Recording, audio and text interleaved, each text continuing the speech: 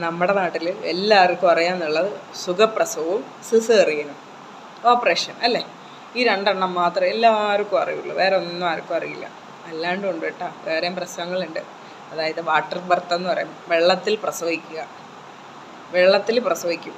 അത് ചിലർ ഗർഭിണികൾക്ക് അത് ഇഷ്ടമാണ്, ചില ഫേമസ് ആയ ആൾക്കാർ ചെയ്യും അത്. എൻ്റെ അറിവിൽ ഒരു തമിഴ് നടി ചെയ്തിട്ടുണ്ട്, പേരറിയില്ല.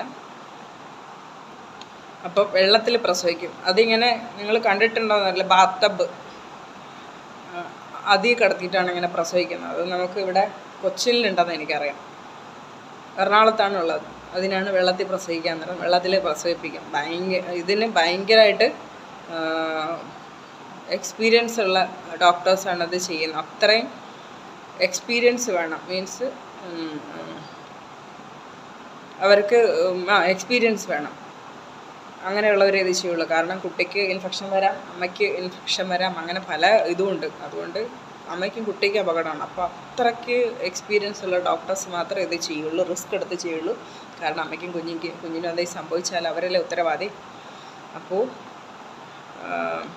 അത് ഇഷ്ടമുള്ള ആൾക്കാർ പോയി ചെയ്യും. എൻ്റെ ഇതിൽ ഒരു തമിഴ് നടി ചെയ്തിട്ടുണ്ട് എന്നല്ല, സത്യമാണോ എന്നറിയില്ല.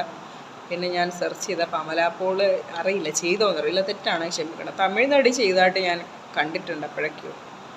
പിന്നെ ഞാനിങ്ങനെ ഇൻസ്റ്റയിലിരിക്കുമ്പോൾ ഇതിനെക്കുറിച്ച് കുറേ പറയാനുണ്ട്. നമ്മളെ ആൾക്കാർക്ക് അറിവില്ലാത്ത കുറേ കാര്യങ്ങൾ പറയാനുണ്ട്. ഇതിനെക്കുറിച്ച് കുറേ വാദോരാതെ പറയാൻ കുറേ കാര്യങ്ങളുണ്ട്. ഗർഭിണികളെ നോക്കേണ്ട ഇതൊക്കെ ഞാൻ പറഞ്ഞു തരാം, വഴിയെ പറഞ്ഞു തരാം. അപ്പോൾ വെള്ളത്തിൽ പ്രസവിക്കുന്ന മെത്തേഡ് കൂടെ ഉണ്ട് കേട്ടോ. അത് ആമ്പിള്ളേർക്ക് ഒട്ടും അറിയലുണ്ടാവില്ല.